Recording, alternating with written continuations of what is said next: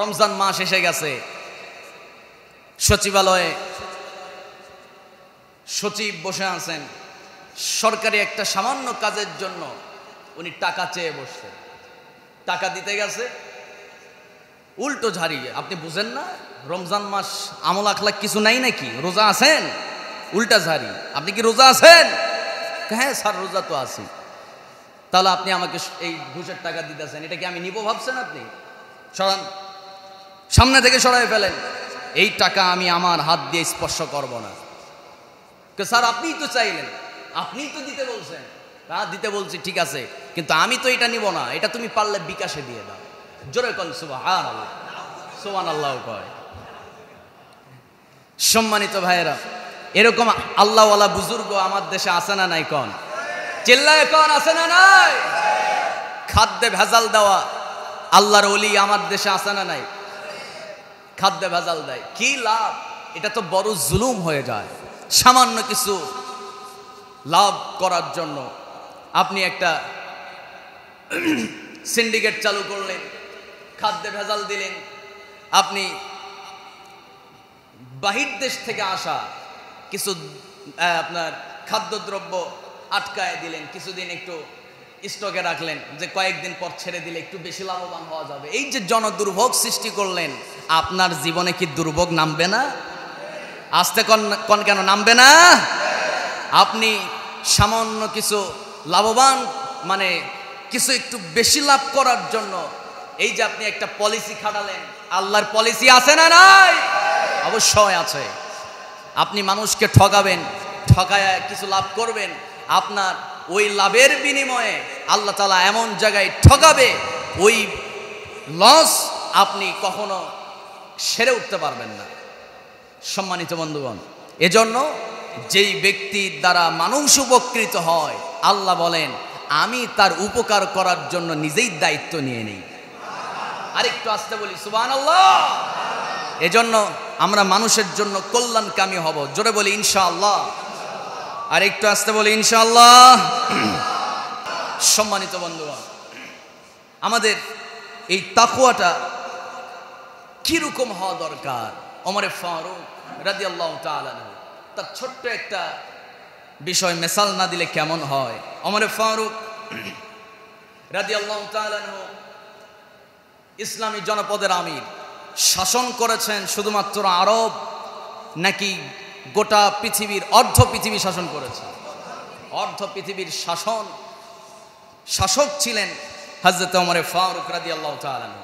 মধ্যপ্রাচ্যের যতগুলো দেশ আছে তার আন্ডারে থাকতো প্রায় সেই সময়ের 30টির অধিক দেশের গভর্নর তার আন্ডারে কাজ করত। সুবহানাল্লাহ।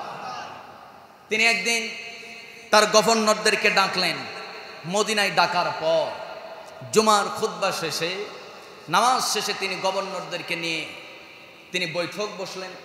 তিনি বললেন যে আমি গভর্নরদের হিসাব নিতে চাই এবং তারা তাদের তাকওয়া কতটুকু আছে এটা পরিমাপ করতে চায়। সুবহানাল্লাহ।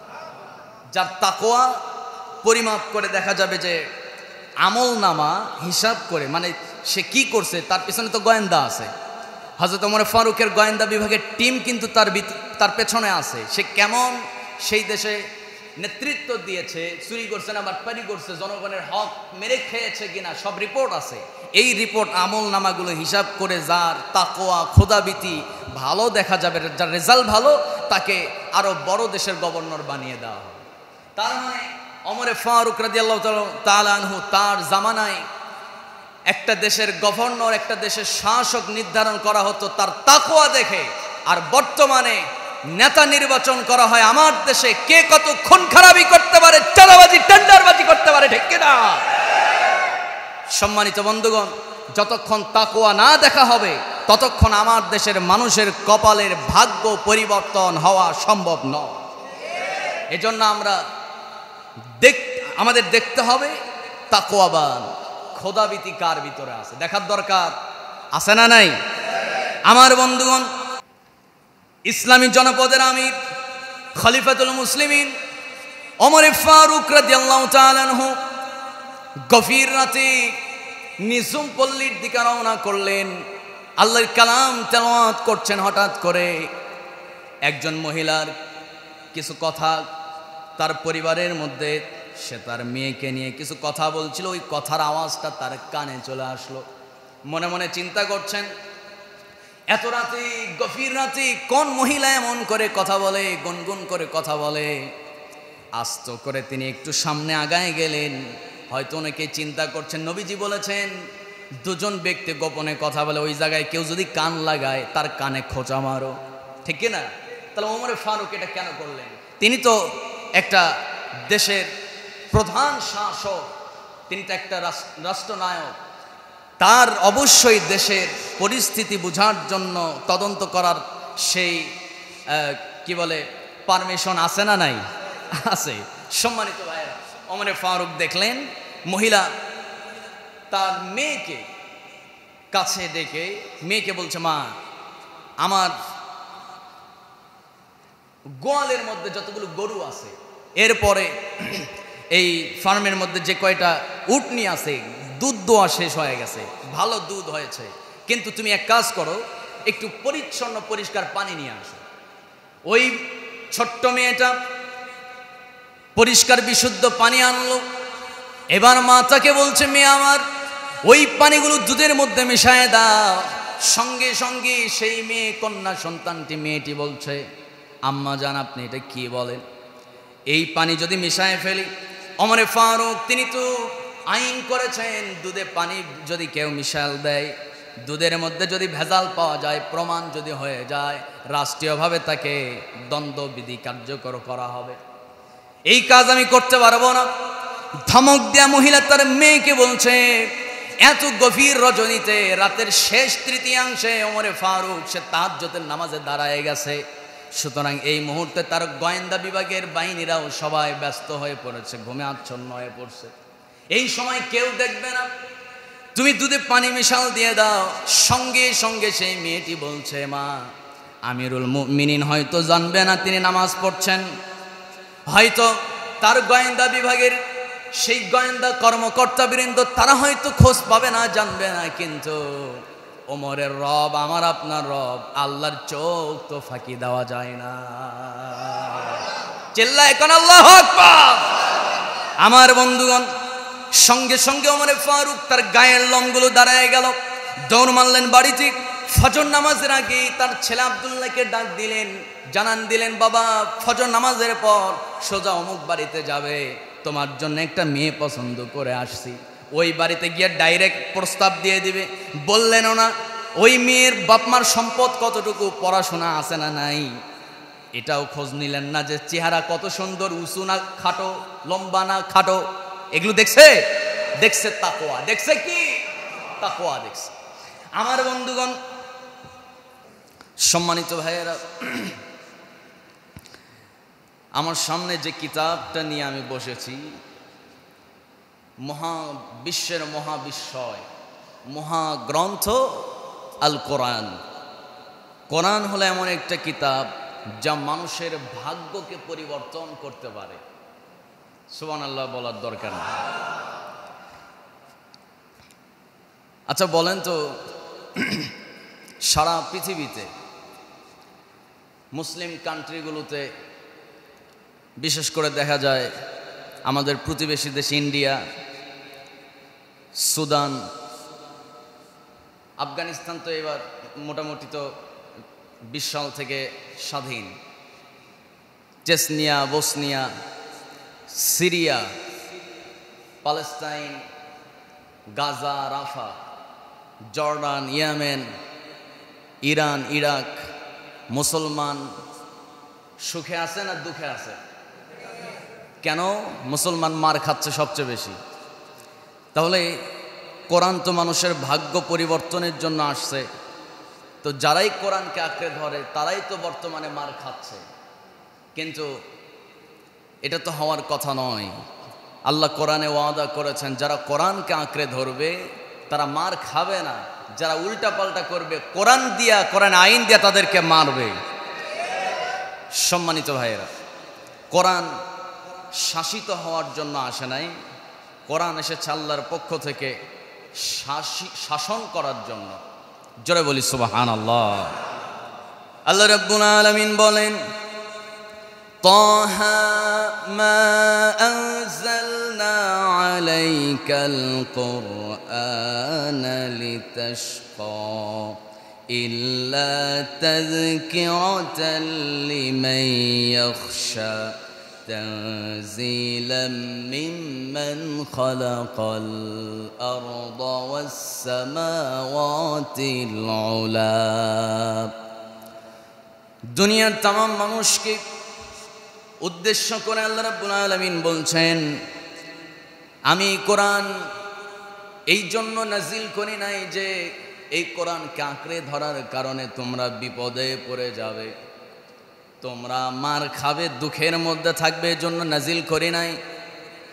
আমার বন্ধুগণ,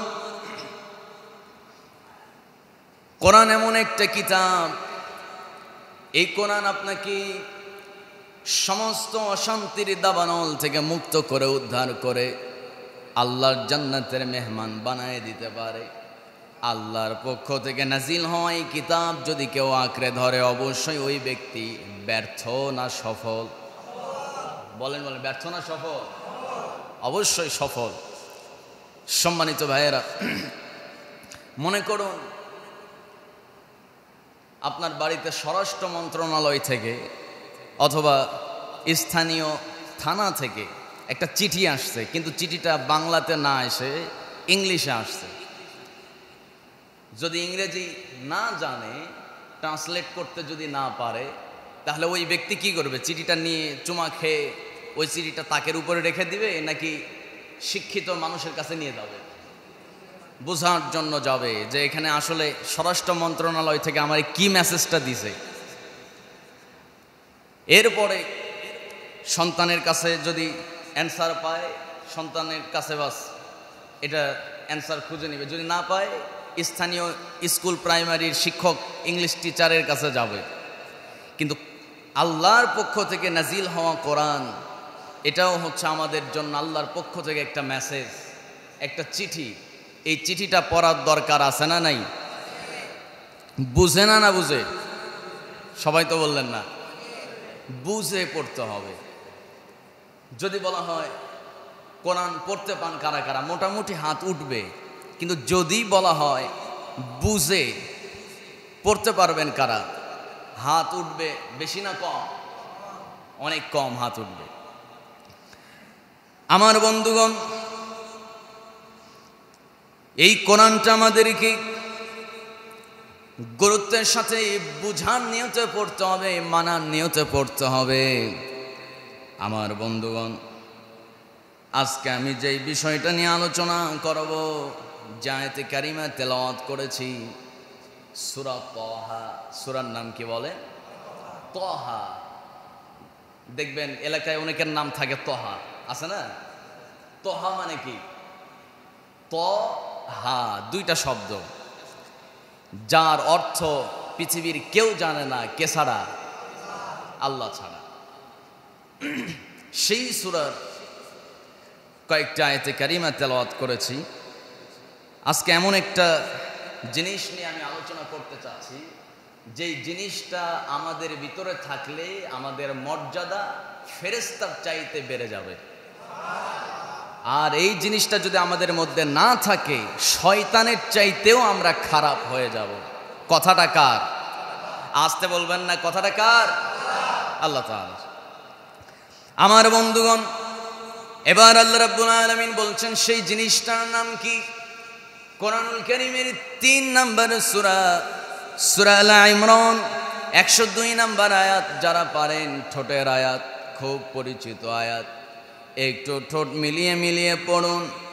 ইয়া আইয়ুহাল্লাযীনা আমানুত্তাকুল্লাহা হাক্কা তুকাতিহি ওয়া লা তামুতুন্না ইল্লা ওয়া আনতুম মুসলিমুন। জোরে বলুন আল্লাহু আকবার। ও ঈমানদাররা, ঈমানদারদেরকে ডেকে আল্লাহ রাব্বুল আলামিন বলছেন, ও বিশ্বাসী ঈমানদাররা, হাক্কা তুকাতিহি, তোমরা ভয় করবে কেবলমাত্র একজনকে, তিনি কে? ওয়ালা তামুতুন্না ইল্লা ওয়া আনতুম মুসলিমুন, এবং মুসলমান না হয়ে তোমরা মৃত্যুবরণ করো না। এই আয়াতের মধ্যে কথা মূলত দুইটা। এক নাম্বার হলো ভয় করো কাকে? দুই নাম্বার কথা হলো মুসলমান না হয়ে মৃত্যুবরণ করো না। মুসলমান না হয়ে মৃত্যুবরণ করো না। মৃত্যু আমাদের হাতে না আল্লাহর হাতে? মৃত্যু যে কোনো মুহূর্তে আসবে, কিন্তু আল্লাহ বলছেন মুসলিম না হয়ে মৃত্যুবরণ করো না, কারণ বেঈমান হয়ে মারা গেলে বাঁচার কোনো রাস্তা থাকবে না। আল্লাহ রাব্বুল আলামিন প্রথম কথা হলো মুত্তাকি হতে বলেছেন, তাকওয়া অর্জন করতে বলেছেন।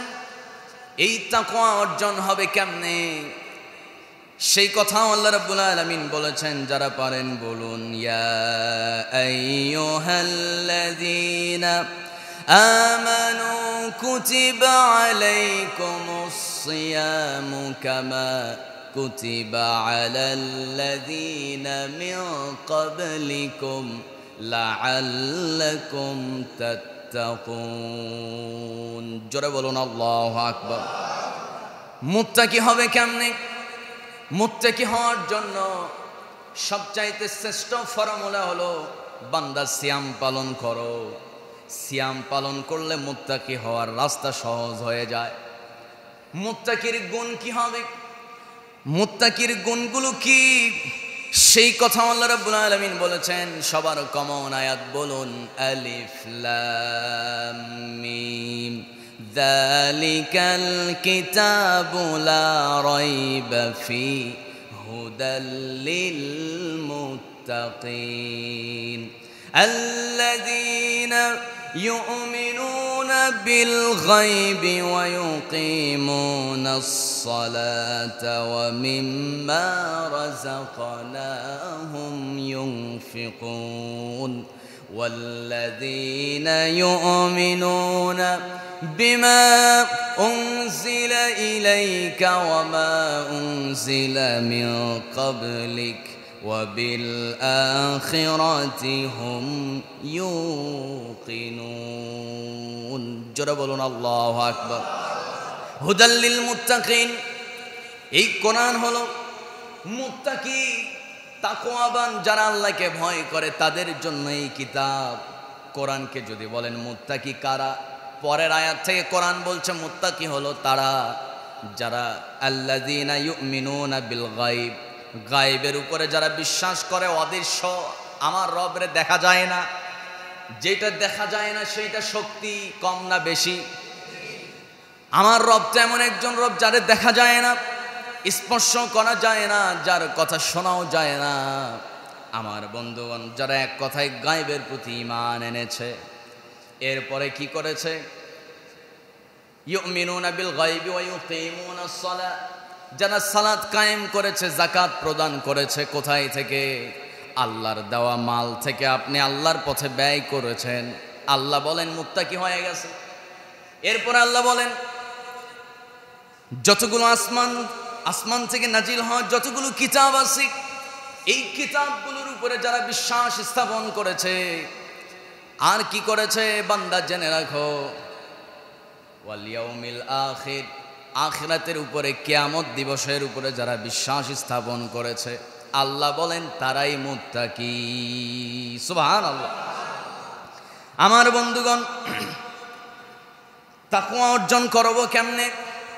তাকওয়ার মূল মিনিংটা কি? আল্লাহ রাব্বুল আলামিন বলছেন, ওয়া আসিররু কওমাহুম আও ইজহারু বিহি ইন্নাহু আলিমুম বিযাতিস সুদূর।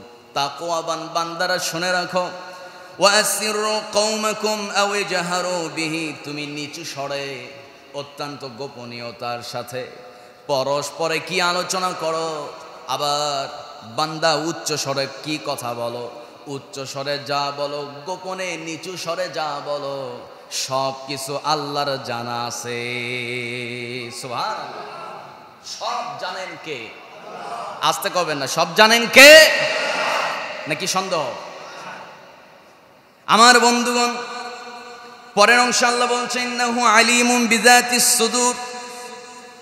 শুধুমাত্র নিচু স্বরে এবং উঁচু স্বরে কথাটাই আল্লাহ শোনেন তা না, বান্দা জেনে রাখো আলিমুম বিযাতিস সুদূর, হৃদয়ের মধ্যে কোন কথা তুমি, কোন গোপন কথা তুমি গোপন রেখেছো, তোমার মনের মধ্যে আছে কেউ জানে না, মুখ থেকে বের করা নাই, মনে মনে কি কল্পনা করো ওইটাও যিনি জানেন, আওয়াজ করে বলুন তিনি কে?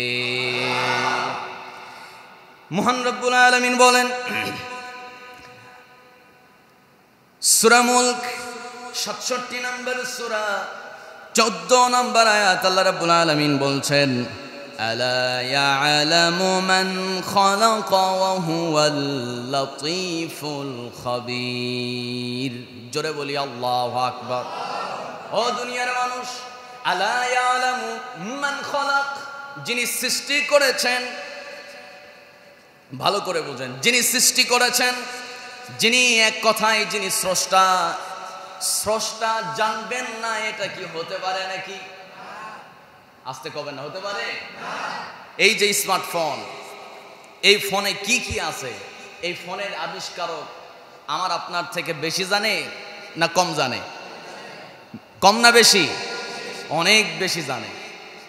সম্মানিত বন্ধুগণ, কারণ হলো তিনি এই ফোনটা আবিষ্কার করেছেন, আর এই ফোন আবিষ্কার করেছে যিনি, তিনি কার বান্দা?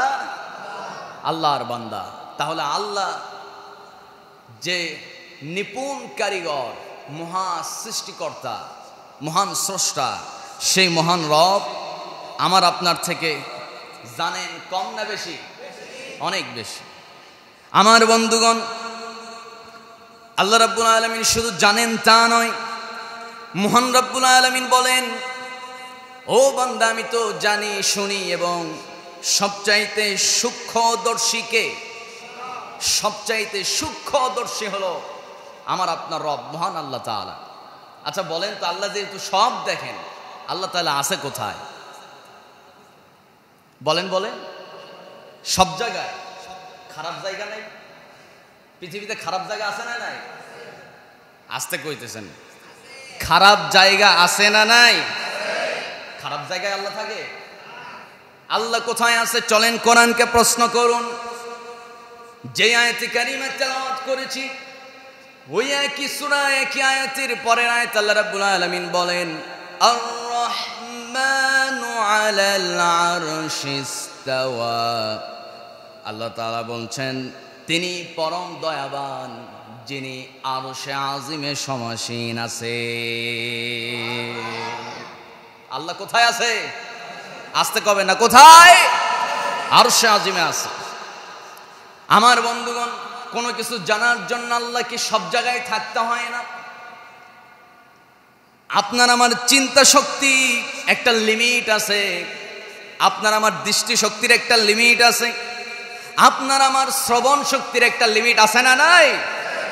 আল্লাহর কি কোনো লিমিট আছে নাকি? আসতে বলবেন না, কোনো লিমিট আছে? কোনো লিমিট থাকতে পারে না। আল্লাহ তাআলা যা শুনতে চান, যা দেখতে চান, সবই তিনি পারেন। ইন্নামা আমরুহু, বলুন না, ইন্নামা আমরুহু ইযা আরাদা শাইআন আন ইয়াকুলা লাহু কুন ফায়াকুন। তিনি যা চান তাই হয়ে যায়। কাফ আর নুন কয় অক্ষরের মালিক? কন্যা 2 অক্ষর, কাফ নুন, কুন 2 অক্ষরের মালিক। আল্লাহ শুধু বলেন কুন, হয়ে যাও, ফায়াকুন, তাই হয়ে যায়। সুবহানাল্লাহ। আমার বন্ধুগণ, সব কিছু জানার জন্য সব জায়গায় আল্লাহকে থাকতে হয় না। ওই আটলান্টিক মহাসাগরের তলদেশে একটা পাথরের এক টুকরো কণের সঙ্গে লেগে থাকা ছোট্ট একটা ক্ষুদে পোকা, মাইক্রোস্কোপ যন্ত্র ছাড়া যাকে দেখা যায় না, এরকম ক্ষুদ্র একটা পোকা পেটের ক্ষুধার যন্ত্রণায় অথবা শরীরের কোনো জায়গা আঘাত লাগছে, সে আঘাতের যন্ত্রণায় সে যখন তার মুনিবকে ডাক দেয় আল্লাহ বলে, আল্লাহ বলেন জানো কি বান্দা, আটলান্টিক মহাসাগরের তলদেশে থাকা মাইক্রোস্কোপ যন্ত্র দিয়ে যাকে দেখা যায় না, ওই ক্ষুদ্র পোকার কান্নার আওয়াজ আল্লাহর কান পর্যন্ত পৌঁছে যায়। আর একটু জোরে বলি সুবহানাল্লাহ। আল্লাহ সব শোনেন, শুধু আমার আপনার কথা শোনেন না, এজন্য আমরা মাজারে চলে যাই। আছে না নাই কোন? মাজারে তো যাবই।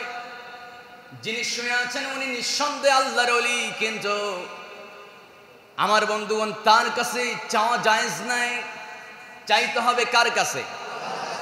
অবশ্য তার জন্য আমরা আল্লাহর কাছে দোয়া করব। আল্লাহ তিনি নিঃসন্দেহে ভালো মানুষ, আপনি তার মর্যাদা বাড়ায় দেন, তার সাথে সাথে তাকে যেমন কবুল করছেন আমাদেরকেও তার সারিতে কবুল করে নেয়, এটা বলা যাবে। কিন্তু যদি কোন বাবা আমার এই সমস্যা, ঈমান আছে না গেছে? আমার বন্ধুগণ, মাছের পেটে ছিলেন কোন নবী? চিল্লায় কোন? ইউনূস আলাইহিস সালাম ছিলেন মাছের পেটে। ওই মাছ থাকলো সমুদ্রে অতল গভীরে। ইউনূস আলাইহিস সালাম মাছের পেটে থেকে যখন দেখলেন বাঁচার কোনো উপায় নাই, ডাকছে একজন, আওয়াজ করে বলুন তিনি কে? কি বলে ডাকলেন? চিল্লায় সবাই বলেন লা ইলাহা ইল্লা আনতা সুবহানাকা ইন্নী কুনতু মিনাজ জালিমিন। আল্লাহু আকবার।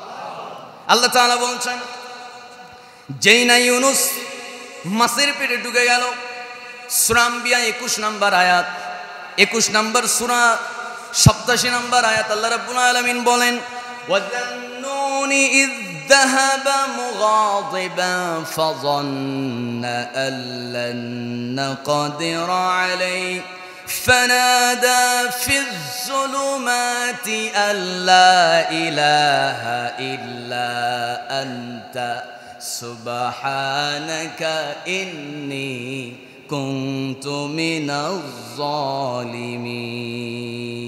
জোরে বলুন আল্লাহু আকবার। ও দুনিয়ার মানুষ, যেই না আমার ইউনূস পয়গম্বর মাছের পেটে ঢুকলেন, আমাকে শুধুমাত্র স্মরণ করেছে এমন এক ব্রেন খাটায়া। কি ব্রেন খাটায়া?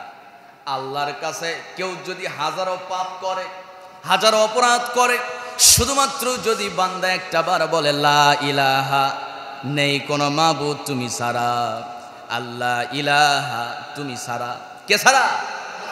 আল্লাহ ছাড়া, ইল্লা আনতা, ও মালিক, শুধু তাই নয়, কুনতু মিনাজ জালিমিন, তুমি ছাড়া কোনো মাবুদ নাই, কোনো ইলাহ নাই, আর আমি হলাম জালেম, আমি নিজের নফসের উপরে জুলুম করছি। আর কোনো কিছু বলার দরকার হয় নাই। এত টেকনিকে আল্লাহকে ডাকছে, আল্লাহর এত ভালো লেগে গেছে।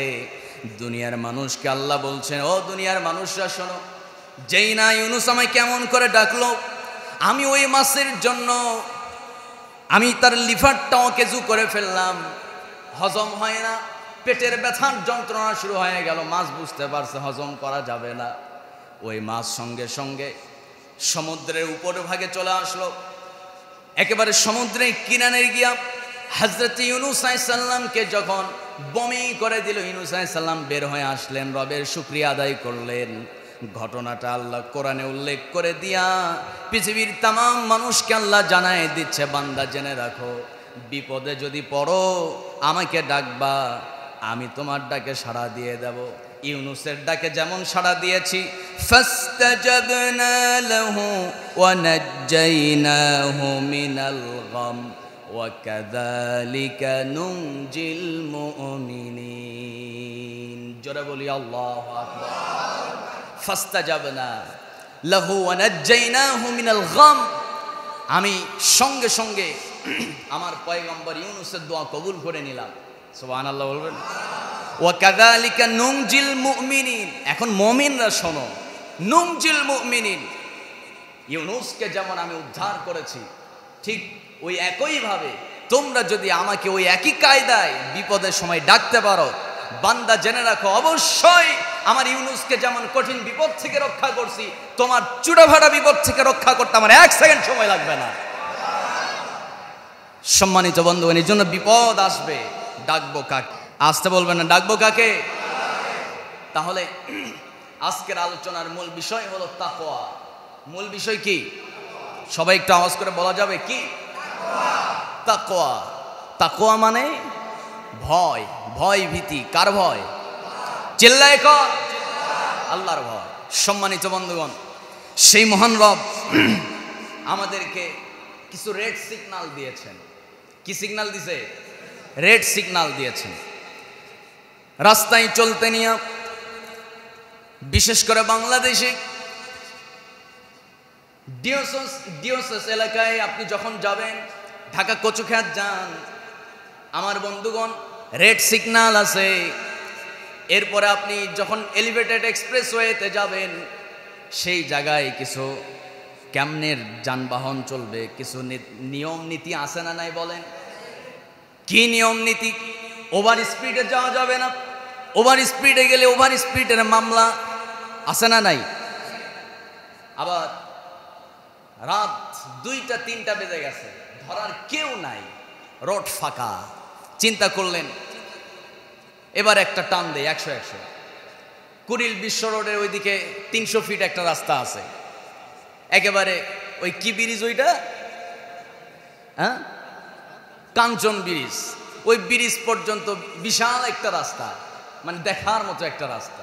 এখন ওই জায়গায় গিয়ে আপনি চিন্তা করতেছেন যে দে একটা টান। কিন্তু এখন কি নিয়ম বেরোইছে জানেন নাকি? এখন নিয়ম বেরোইছে কে কখন কোন সময় টান দিবে অসুবিধা নাই। স্পিড মাপার জন্য, বেপরোয়া গাড়ি চালানোর জন্য আপনি ঘরে বসেই সহজেই মামলা খেতে পারেন। আলহামদুলিল্লাহ, নাকি? আপনি ওভার স্পিডে চালিয়েছেন, কেউ দেখে নাই, কিন্তু ওই জায়গায় একটা সিসি ক্যামেরা বসানো আছে। কে কত স্পিডে যায়, কার গাড়ির রং কি, নাম্বার প্লেটে কত নাম্বার, সব কিছু ওখানে স্ক্যান হচ্ছে। আপনি ঘরে বসে মামলার কাগজ পেয়ে যাবেন, এবং মামলা নিয়ে আপনাকে দৌড়াদৌড়ি করতে হবে। সম্মানিত বন্ধুগণ, যারা জানে তারা এখন থেকে সতর্কতার সাথে ঢাকায় এলিভেটেড এক্সপ্রেসওয়ে, এরপরে কুড়িল বিশ্ব রোডের ওই 300 ফুট যে রোড আছে, এরপরে যত হাইওয়ে রাস্তা আছে, এগুলোতে সবাই সাবধানে এখন থেকে চলাফেরা করবে। কেন? অটোমেটিক মামলা। সবাই একটা ভয়ে থাকবে যে না, আমাকে একটা নিয়মের মধ্যে থাকতে হবে, সীমা অতিক্রম করা যাবে না। কেন? সিসি ক্যামেরা আছে। আল্লাহর মনে হয় সিসি ক্যামেরা নাই? আসতে বলবেন না, আছে না নাই? যেই আল্লাহর সৃষ্টি করা বান্দা, আল্লাহর সৃষ্টি বান্দা, আল্লাহর দেওয়া মেধা কাজে লাগায়া যে বান্দা সিসি ক্যামেরা বানাতে পারে, ওই আল্লাহর অদৃশ্য ক্যামেরা চিল্লায় এখন আছে না নাই? অবশ্যই আছে। আমার বন্ধুগণ, আপনি যদি ওই জায়গায় রেড সিগন্যাল অমান্য করেন, অটোমেটিক মামলা খেয়ে যাবেন, অটোমেটিক মামলা লেখা হয়ে যাবে। হায়াতের জিন্দেগিতে অল্প সময়ের মধ্যে মামলার কাগজ আপনার কাছে চলে আসবে। কিন্তু এই যে আমাদের এই 2 দিনের সফর এই দুনিয়ায়, রেড সিগন্যাল আল্লাহ কোরআনে দিয়েছেন, মামলার কাগজপত্র নথিপত্র আপনার বাড়িতে পৌঁছবে না, যা হিসাব হবে কবরে। কোথায়? কবরে। মহান রব্বুল আলামিন বলেন, এই দুনিয়াতে চলার পথে ও বান্দা কিছু রেড সিগন্যাল আছে।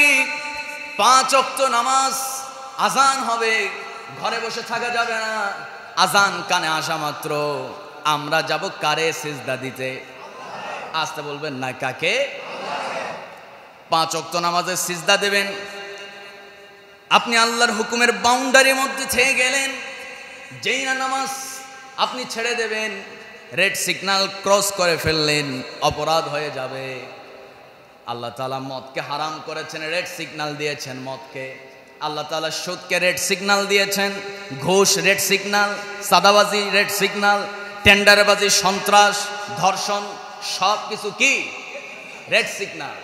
অমান্য করবেন, দুনিয়াতে আপনাকে কেউ নাও ধরতে পারে, কিন্তু একজন ধরবেন। চিল্লায় বলুন, তিনি কে? আল্লাহ আছেন। আমার বন্ধুগণ,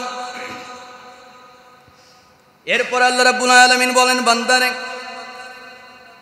তাকওয়া কেন তোমার মধ্যে থাকবে না? রবের প্রতি ভয় তোমার ভিতরে কেন কাজ করবে না? আমি সবকিছুই কোরআনের মধ্যে জানান দিতেছি। সূরা নাম 6 নম্বর সূরা 59 নম্বর আয়াত। আল্লাহ রাব্বুল আলামিন বলছেন, ও বান্দা জেনে রাখো, ওয়া ইনদাহু মাফাতিহুল গায়বি লা ইয়ালামুহা ইল্লা হু ওয়া ইয়ালামু মা ফিল বাররি ওয়াল বাহর ওয়া মা তাসকুতু মিন ওয়ারাকাতিন ইল্লা ইয়ালামুহা ওয়ালা হাববাতিন ফি যুলুমাতিল আরদি ওয়ালা রাতবিন ওয়ালা ইয়াবিসিন ইল্লা ফি কিতাবিম মুবিন। জোরে বলুন আল্লাহু আকবার। ওয়া ইনদাহু মাফাতিহুল গায়ব, অদৃশ্যের সমস্ত চাবিকাঠি কার হাতে? পেছনের ভাইয়েরা, কার হাতে? আল্লাহর হাতে। ওয়া ইনদাহু মাফাতিহুল গায়ব, মাফাতিহ চাবিকাঠি, বিল গায়ব আল্লাহর হাতে, সমস্ত অদৃশ্যের চাবিকাঠি আমার আপনার রবের হাতে। এবার আল্লাহ বলছেন, সুতরাং বান্দা জেনে রাখো, ওয়া ইয়ালামু মা ফিল বাররি ওয়াল বাহর ওয়া মা তাসকুতু মিন ওয়ারাকাতিন ইল্লা ইয়ালামুহা। জোরে বলুন আল্লাহু আকবার। ও দুনিয়ার মানুষ, ওয়া ইয়ালামু মা ফিল বাররি ওয়াল বাহর, পানির তলে, ওই সমুদ্রে অতল গভীরে কি হয়, সমুদ্রের গভীরে থাকা কোন পোকা মাকড় আল্লাহকে ডাকে, কোন বিপদে আপদে, সব জানেন কে? এরপরে আল্লাহ বলছেন,